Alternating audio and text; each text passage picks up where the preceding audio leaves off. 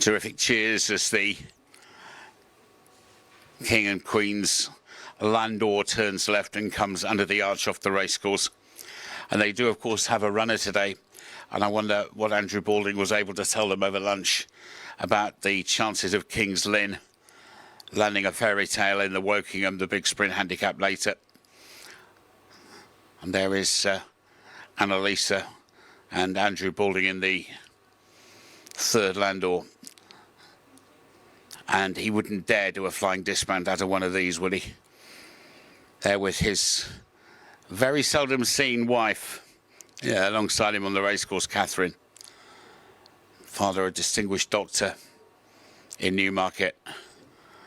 And Jamie and Lucy Snowden. Jamie, now, of course, a trainer and a Cheltenham Festival winning trainer, but as a jockey, probably best remembered for winning on a horse called First Love at Sandown in the colours of the late Queen in a race named in honour of the late Queen Mother. That really was a special day. Now they turn and go under the arch where another huge crowd awaits them.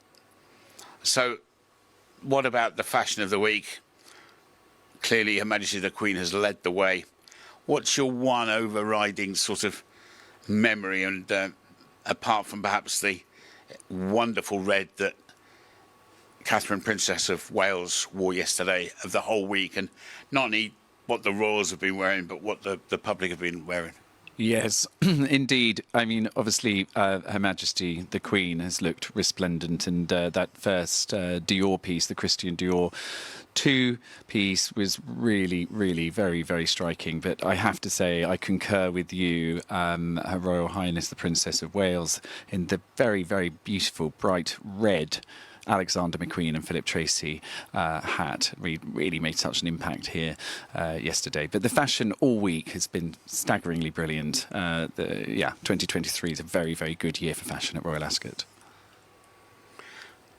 The Windsor Greys make their way around. Their week's work's done. It's been a busy week, of course, because this time last week we were just in the aftermath of Trooping the Colour, and I think a few people suddenly realise that this is actually a historic day with Frankie in the fourth carriage, because certainly in my lifetime I can never remember a jockey still holding a licence arriving by Landor to the Royal Meeting.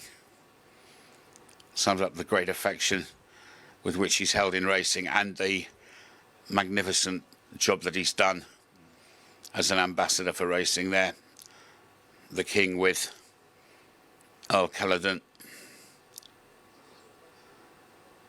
And it must be hot in those tunics, to say the least. Fair play to the weather department. They've done their bit to make this a very special week. Although I don't know whether King Charles has got a different message. Was that an umbrella I saw? Or at least the top of an umbrella.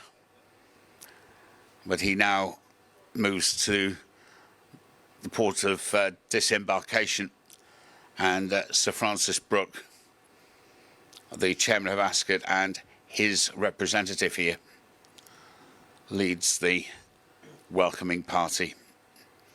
It will be Her Majesty the Queen to descend first, and she'll come down later to make the presentation following the big race, met by Sir Francis and the King.